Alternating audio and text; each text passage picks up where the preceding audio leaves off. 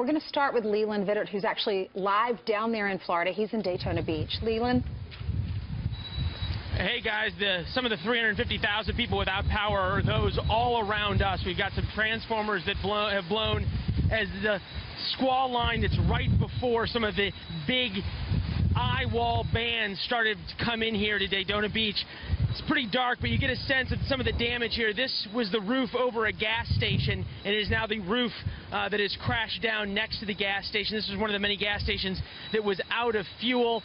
The storm surge has started here as well. It may be difficult to see, but right over there you've got a lot of water that's now flowing down here off of the beach. The stop sign back here blowing pretty good in the wind as well. I've got that, and you can see probably the lightning lighting up, which is about the only lighting that we have here. Going forward, this is only going to get worse. We're still a couple of hours away from the eye, so that means the winds pick up, the storm surge picks up, and the storm surge is what everyone's so worried about.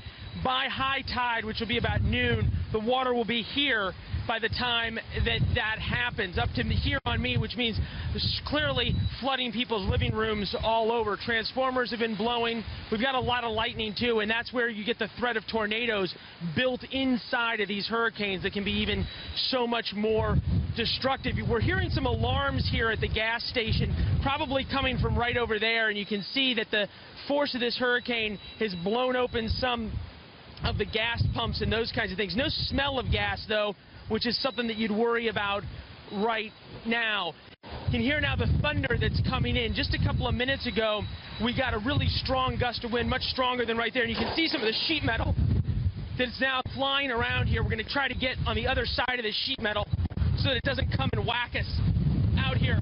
You can see it flying now all around. We've actually put our camera crew inside of the car in order to try and keep them safe, so you can see the windshield wipers going back and forth here.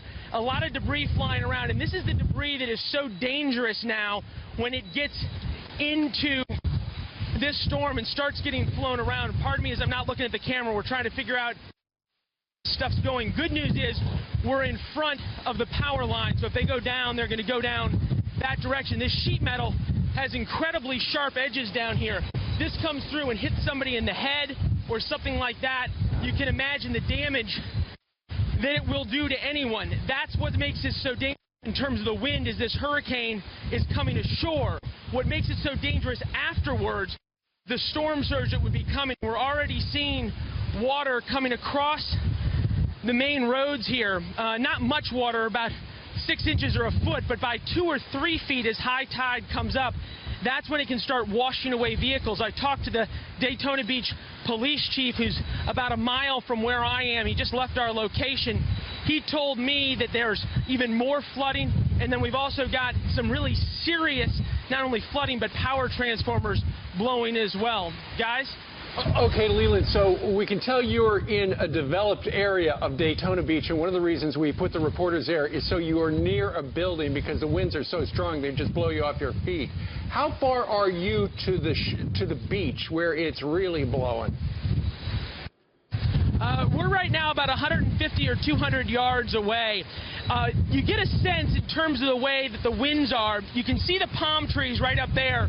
They're a little bit above what you might say is the wind line, so you can see them going sideways. It's probably a good 20 miles an hour stronger up there than it is where I'm standing right now. We're getting a little bit of shelter from this thing, the fallen over gas station lid.